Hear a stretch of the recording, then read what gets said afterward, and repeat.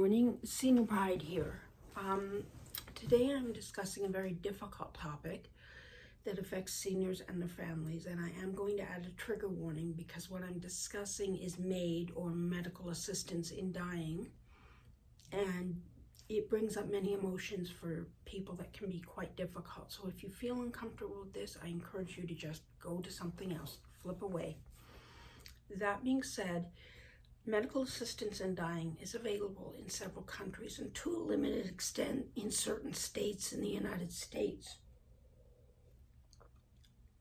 For this discussion, I will be focusing on my own country, which is Canada, and it is federally mandated. It is a legal process in Canada whereby an individual can ask for assistance to end their life.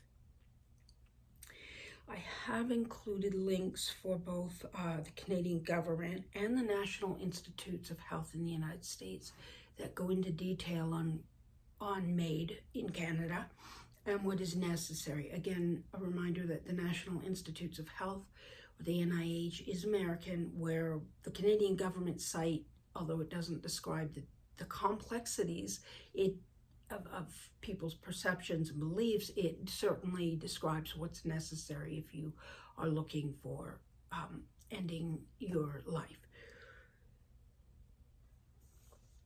I'm going to give you a little bit of the history of MAID. I'm not going to go into the years before 2015, but there were many challenges to the Charter of Rights and Freedoms here in Canada. In 2015, the case Carter versus Canada found that criminal charges for aiding the suicide of another actually violated the Canadian Charter of Rights and Freedoms. And so in 2016, Bill C-14 was passed in order to address this issue. In the beginning, medical assistance in dying here in Canada, or MAID, had extensive limitations that it included that the person must have a disease or disability that would lead to death, and ultimately no cure was available. Over time, challenges have been made, leading to an expansion of Bill C-14. At this time, it is still necessary, and this is, November 23rd, 2024, when I'm doing this. But at this time, it is still necessary to have a grievous medical condition or disability that cannot be ameliorated. However, what is defined as grievous has been expanded. So an individual no longer needs to be near death.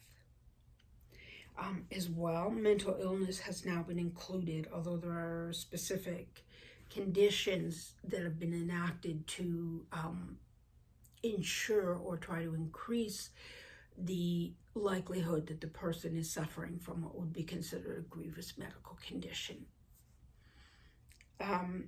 So for example, if an individual's only medical condition is mental illness, they will have to wait until March 17, 2027 before they can receive MAID. That will be the first date on which MAID will be available for persons with mental illness. Now, it should be noted that there have been stories in the Canadian media about individuals with disabilities or illness being approved for MAID due primarily to the burden of poverty. The thing is, poverty can be ameliorated, but it takes a society prepared to support its most vulnerable members financially, socially, and medically. And at this time, Canada is just not there. It, as well, MAID has both its defenders and detractors. As criteria have been expanded, people fear being used to justify the deaths of those deemed simply undesirable by either the federal or provincial governments. There is concern that MAID is being abused and that certain populations, vulnerable populations, are being targeted. Concern about coercion has also been expressed, and I will talk about the need for personal choice later. On the other side, there is the argument that autonomy is important in a free society and that individuals must have the right to decide their own fate. So there's these two extremes. What is clear, though, is that MAID changes our beliefs about personal autonomy and mortality. Now I'm going to discuss the application and administration process. According to the Canadian government, the current, and again it's November 23rd, 2024, criteria for MAID include eligibility for public health services in your province or territory where you reside. You must be at least 18 years of age and deemed mentally competent. You must have a grievous and irredeemable medical condition. And that can be a psychiatric condition that is considered medical. You must make a voluntary request for MAID. So as I said, there can be no coercion. And you must be capable of giving informed consent both when you're requesting MAID and at the time that it is being administered. It should also be noted that visitors to Canada are generally not eligible for medical assistance in dying. What is grievous and irredeemable defined as? Well, having a serious illness, disease, or disability, being in an advanced state of decline that cannot be reversed. So we think about people who have reached maybe the midpoint of dementia. That might be an example. Experiencing unbearable physical or mental suffering that cannot be alleviated under conditions that the patient deems acceptable. And that might include being over-medicated or being bedridden, things that would be considered unacceptable to an individual. The patient must be capable, as I said, of giving informed consent both when requesting MAID and right before it is administered, either by themselves, a friend, family member, or a medical professional. As I said, it can be completed by the individual or a physician, and a family member may be designated to administer the medication or whatever is being used to end life. In order to obtain access to the designated chosen medication, the individual must have letters from 2 physicians confirming that all of the above conditions have been met.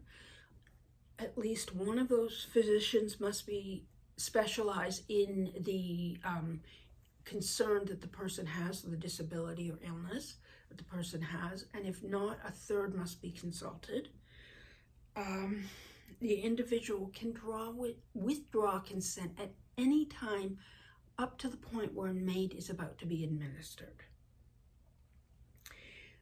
The right to withdraw consent may be waived if it is deemed that the individual will lose capacity. So again, this would be in an issue of dementia. And this issue must be confirmed by a physician. Now, MAID can be administered through any of the following institutions: medical institutions, your province or territorial body, or governing bodies for medical professionals. Because provinces and territories have different policies and procedures, things may differ a little from province to province. While access to MAID is governed by your provincial or territorial body, anything they do cannot violate the Canadian Criminal Code.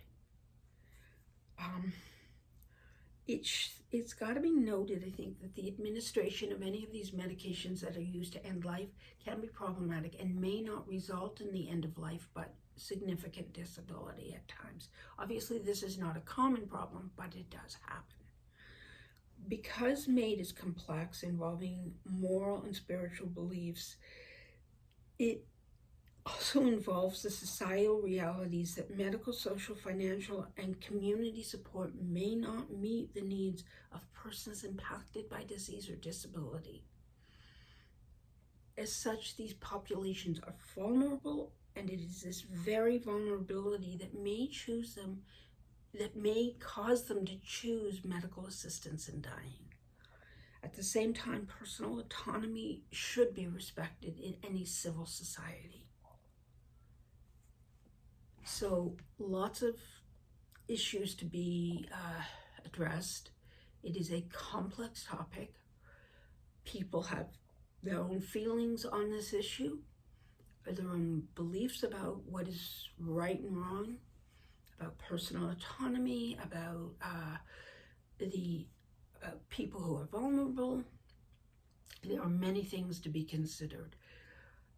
Again, I will post the links for Canada government and NIH, and I encourage you, if you know someone who is interested in MAID, or you yourself are interested in MAID, I encourage you to review these sites to get a better idea of what this is. As well, I am not sharing my personal beliefs on this because they aren't important here. Like I said, it is a complex issue. And that being said, if you enjoyed this post, please hit subscribe and explore. Please share this post with others who may be interested. And remember, to be senior is to be proud. Hugs.